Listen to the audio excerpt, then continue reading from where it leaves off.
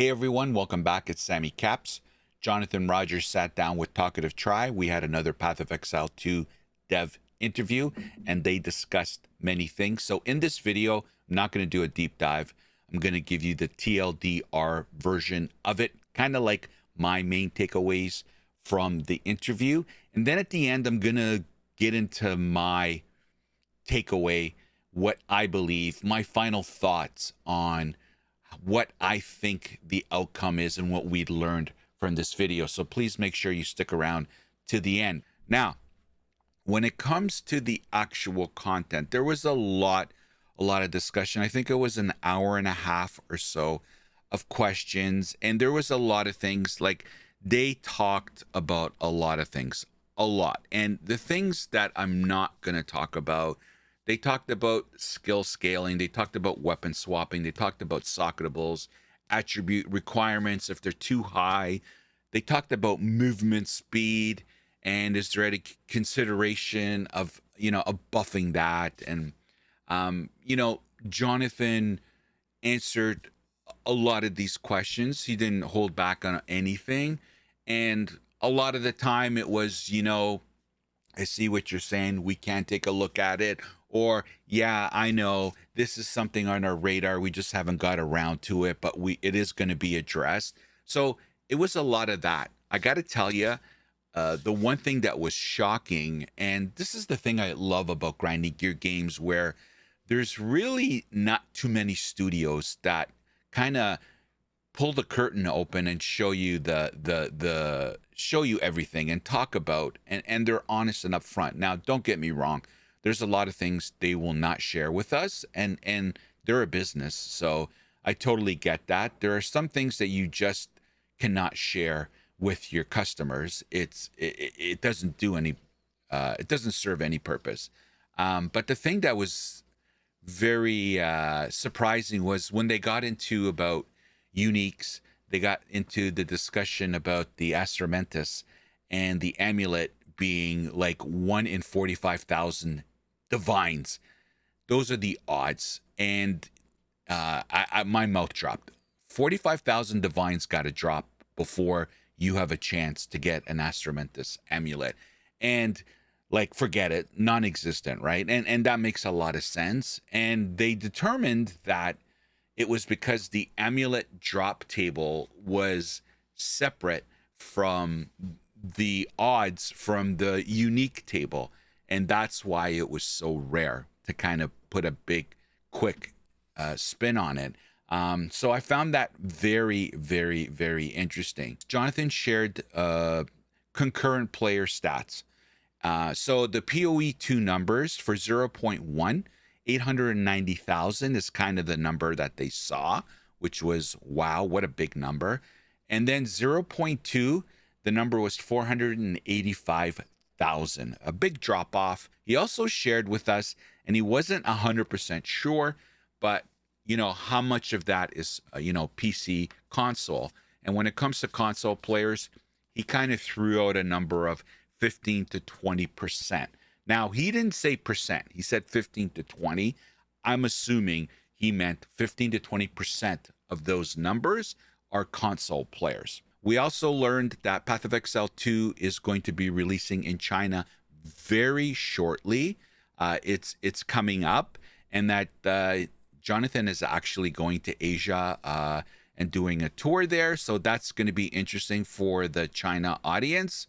Jonathan talked about the fact that, and this is regarding schedule cadence, all right? And you'll see this illustration. I'm on version 3 of this. I've always done a time frame, a roadmap for Path of Exile 1, Path of Exile 2, kind of my speculation based on what we've heard. So I'll talk to this chart in a second. But in the interview, Jonathan expressed how excited he was to finally be able to balance and develop both games. He felt like they're finally getting to that position and making it sustainable for them to support both games. They're in a much better place, according to him, than before. And basically, what he owned up to was the fact that in the past, they always were fixed on the deadline, but not fixed on the features that they would be bringing in to the new leagues. So they would set a deadline for a new league and stick to it, whether or not they would be able to deliver all the features that they wanted to deliver. They would never let a feature in the game that they wanted to put in the game affect the drop of a new league.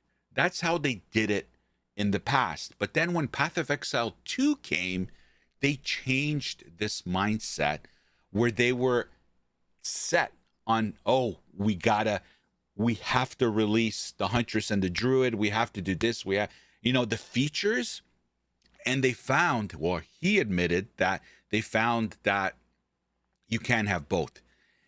You can't lock in on, yes, these features have to be in this new league, and this is the deadline for the drop date of the league. You can't have both. You have to pick one. So he said that change of being fixated on features obviously impacted them delivering the game on the deadlines that they wanted, therefore impacting the cadence of the leagues coming out. Now, Jonathan has said they've reverted back to their old practice. They are locking in the dates, and doesn't mean they're not going to strive for more features in the game, but they're not going to allow features that they want to put into the game affect the deadline of the time frames of the leagues. So it's not happening anymore.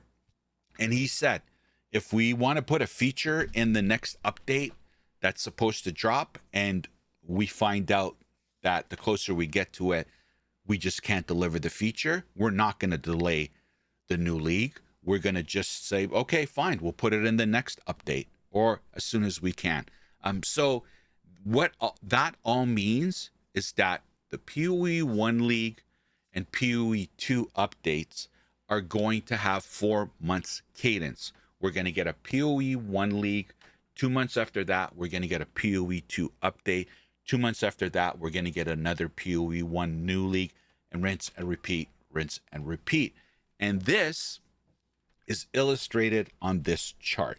And I also have some speculation on the full release of Path of Exile 2. So as you can see here, we already know that the Secrets of the Atlas is coming June 13th, 3.26, which will take us to 4 months cadence. So July, August, September, sometime in October, we'll get 3.27. And then we have Dawn of the Hunt that is currently in 0.2. Now, this is not showing you all the little patches and hot fixes. This is just the major drops. So 0.2, 0.3, etc., etc.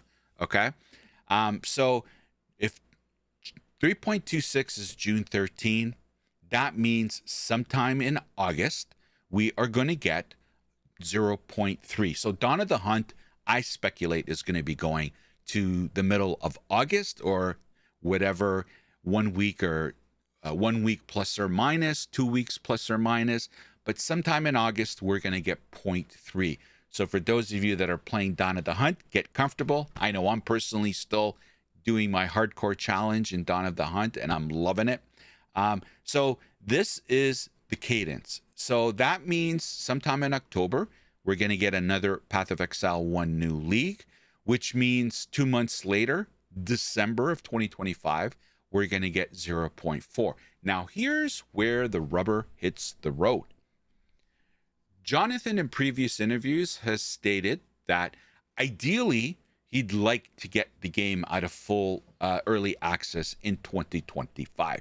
And he said in that interview that there is a roadmap for that to happen. Now, whether that's going to happen, he wasn't willing to guarantee it. But he did say if it doesn't happen in December, it's going to happen sometime in the first quarter of 2026. If memory serves me correct, you guys correct me if I'm wrong in that assessment from that interview. I don't know who it was with, but I know he said it. It was also in an article, if memory serves me correct. So with that information that we have, plus how things are really being slow to market here with Grinding Gear Games. And I'm going to talk about the workload and my perception of what I think is happening internally with Grinding Gear Games right now after I talk about this. But I am going to speculate with this 4-month cadence. So PoE 1 leak, 2 months after that, PoE 2 update, 2 months after that, that cadence. We get into April of 2026 is when I'm speculating that Path of Exile 2 is going to get out of early access and go 1.0, the full release version, the free to play Path of Exile 2. And that is because it perfectly aligns with their 4-month cadence. We will get 0.3 and then 0.4, which is 2 major updates. Those are major content drops. Jonathan, in this interview, talked about, this is going to be coming in 0.3. No, it's not going to be happening in 0.3, something that we'll probably get in 0.4. And there's a lot of things that were talked about for that. But having this cadence, I think, puts 1.0 in April of 2026. Now, I will say this. Nothing is written in stone. A lot of things that were told to us before early access are no longer true. I always thought and believed, based on the information we got from Grinding Gear Games, that all the classes were going to be delivered before full release. Like, a lot of things has moved. The goalpost has shifted. So this may shift as well. My estimation here is on thin ice. I got to say, I'm not, usually when I make a prediction, I'm pretty confident. This is the least confident I've been about my predictions of the roadmap. So April 2026, and I think that because I can't see them going into past the summer for full release. But who knows? Maybe they'll wait till the second half of 2026. Again, there's a lot of content that still has to come in Path of Exile 2. So who knows how that's going to be handled. Another thing that was discussed about class balance was around the topic of buffs and nerfs. When is it a good time? And also Try asked him, with all these updates and patches and hot fixes, why none of it has focused on character balance, and why can't you just do more during the major drops or with the hot fixes and the patches? Why can't you just do that mid-league per se? And Jonathan really feels strongly about the fact that nerfing classes, characters, mid-league is bad. It sucks. It's not good. He thinks they'd get a lot of backlash. He kind of framed it as if the player being on a chair and the chair being pulled from under them. He also alluded to the fact that there's two people at Grinding Gear Games that are efficient at balancing classes. Like, they know how to do it. And they're busy right now with the PoE 1 league, so there really isn't anyone looking at it right now. And that's something that they need to address long term. But he's really against doing any kind of nerf mid-season, mid-league. As I alluded to earlier, their main priority is to make sure that more classes scale with the end game. That's a major priority, and he referred to that. We're going to see a lot of that in 0.3 when that comes out. While they were talking about buffs and nerfs, he said that another priority of theirs is making sure the current characters in the game is to make sure the existing classes are good. So we're not gonna, doesn't sound like we're gonna get any nerfs mid-season, mid-league, sorry. So I think that's a good thing. Now, I brought up the fact about grinding gear games, workload, and resources, and I kind of wanted to talk about that. There was a lot of things that Jonathan said that kind of just confirmed an internal thing that I have been kind of thinking about, trying to wrap my head around how did this get to where it is right now? Like, we've never seen grinding gear games with these many missteps, if I can say that. They've, like I said earlier, they lost a lot of goodwill. No one ever talked bad, or barely anyone talked bad about grinding gear games. They were always the pillar of the development studio um, image. They always had a great image. They were transparent. They had a lot of goodwill, and they earned that goodwill. But they've obviously tarnished that goodwill. So I have to say, the more and more I listen to these interviews, we get information, we see posts from them, from Grinding Gear Games, the more and more evident it is to me that they are biting off more than they can chew right now from a resource perspective. Clearly, they thought they could handle the development and maintain both games. Well, we know that's not true. The proof's in the pudding. They couldn't. They had to pull resources from PoE 1 to make PoE 2 happen. And when it did happen, it wasn't even as good as everyone was expecting it to, and as good as it was marketed. So to me, I'm very confident that Grinding Gear Games doesn't have the adequate resources to go at the pace that they want to go to. Now, we also know this was kind of came about and highlighted during the Christmas holidays, again, through another interview of Jonathan, is the fact that Grinding Gear Games has put a halt on overtime. So nobody's working overtime. They want to control costs, and they also don't want people to burn out. Even though the dev team is excited to get stuff done, they just put overtime. We also know they're a New Zealand company, and getting new people there is a logistical nightmare. So increasing the manpower from a business perspective for that company is very difficult. I would imagine if they were in North America, in the United States, or even in Europe, they would probably be way bigger just because it's easier, more talent pool accessibility, stuff like that. But to me, the main point of why I'm bringing this up, there's so much content. You know, Jonathan said it in this interview as well. There was a discussion around there was supposed to be a boss in every zone in the campaign in Path of Exile 2, and that's not the case. Jonathan, in that discussion on that topic, he says, well, we have the bosses there.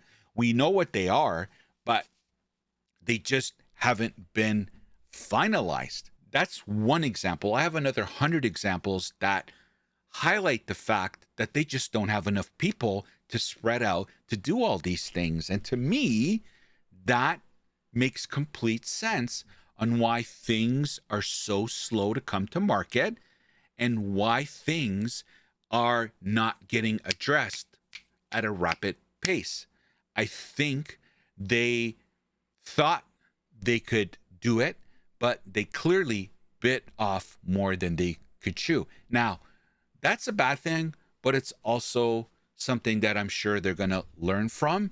But I just want to highlight, because a lot of people are like, why aren't they doing this? Why aren't they doing that? Give us all the classes. Give us all. There are so many domino effects when it comes to every little topic that we bring up. Why don't you just introduce the Druid? Well, there's 1,000 reasons why the introduction of a new class has so many rippling effects across other things in the game. The weapons, are they going to be right with that class? The skill, the gems, the support gems, does that work? Like, there's all these little things. And this is me, a puny mind brain when it comes to game development. I know nothing about game development, but even I see all the friggin' little nuances of this design and how impactful it is, and how you just can't drop shit in the game and close your eyes and hope everything goes well, because it just impacts so many things. So they clearly have a resource issue, a manpower issue in grinding gear games, in my humble opinion. And I think this is why we're getting what we're getting: slow and not quick. So I just wanted to highlight that. That's my belief. They clearly bit off more than they can chew.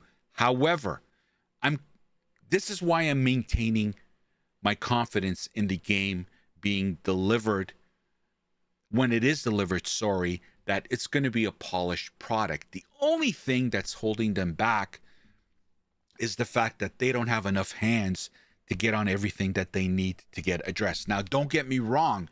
There are some core principles in the design of this game that Grinding Gear Games has to figure out, and whether that's going to resonate with the player base.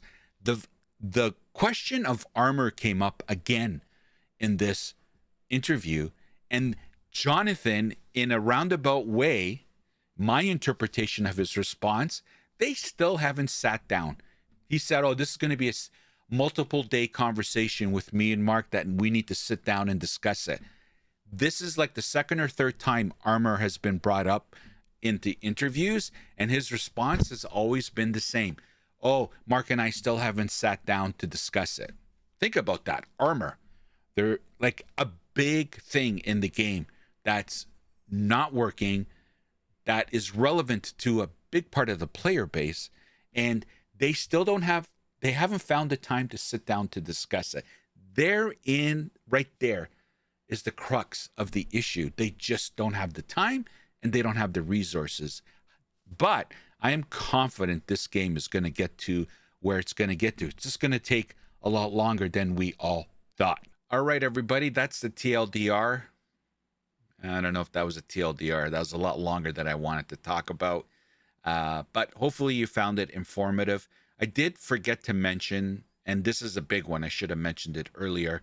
It looks like Zana is returning to Path of Exile 1. It was brought up, and Jonathan didn't deny it. So we can assume that Zana is returning in 3.26. I guess only time will tell. We're a couple of weeks away from that, so we'll see what happens. And other than that, I found the interview, I would have liked to have gotten more information with certain things. I personally am not a fan of the RNG in the game when it comes to a lot of facets of the game, specifically crafting. But like I said, I think this was a nice interview, and it set the tone. And I think this is the interview that Grinding Gear Games wanted. Clearly, the last couple of interviews, Jonathan was not in a state of play kind of mood. He was, he was what he was, and he got a lot of backlash about it. So I think this was purposely executed from them, and they knew they were going to get this kind of interview. And to be honest with you, I think it did a good job of kind of putting GGG back in good standing to a certain part with part of the player base. I'm sure there's a part of the player base that are still not happy, and they can say what they can say. Everyone has an opinion, but I think overall, I think this interview served the purpose that Grinding Gear Games wanted to do. They wanted Jonathan to get back out there, be a little bit more smilier, with a friendly face, and just talk about what's happening with Path of Exile 2. From that perspective, I'm happy that it turned out that way. And at the end of the day, guys, we can kick and scream as much as we want, but I really, truly do believe that they have everything there. It's just a matter of putting it in front of us and in our hands. And like I said earlier, they just don't have enough time and resources to deliver it as quickly as I'm sure they want to as well.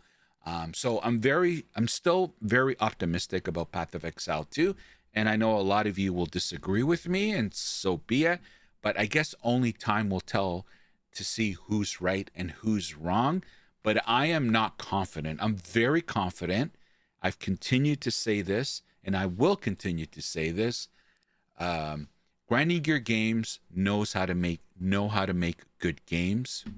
We have proof of that. Proof's in the pudding. It's not just rhetoric. It's actually out there. People are playing it, enjoying it. It's the best ARPG right now in the industry. So they know how to do it. And I'm a firm believer that they're going to do it with Path of Exile 2.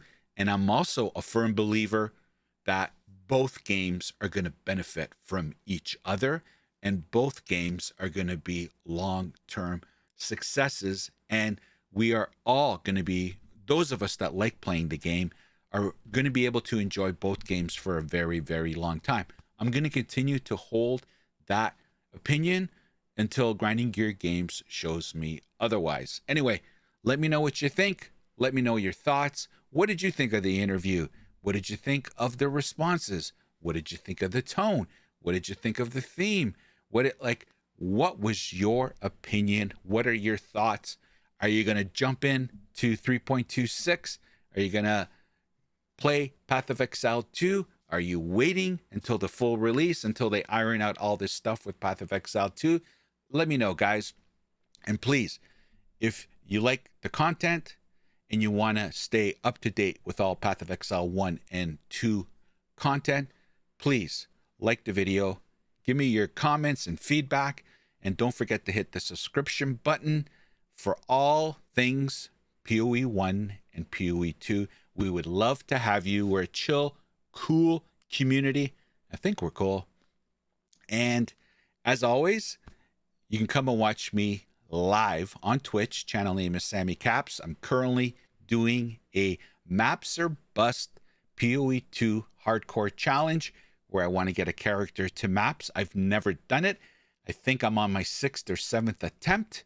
This is the first time I'm actually focusing on this challenge. So where are we? We're in Act 3 of Cruel, if I'm not mistaken. So we are one act away from achieving this challenge. So come over to Twitch, channel name is SamyCaps. We'd love to have you. Come over, say hello. And as always, thank you for watching, everybody. Hope to see you next time. Take care. The opinions expressed in this video are mine and solely mine. Healthy debate is always encouraged. Hate is never welcomed. So get over it.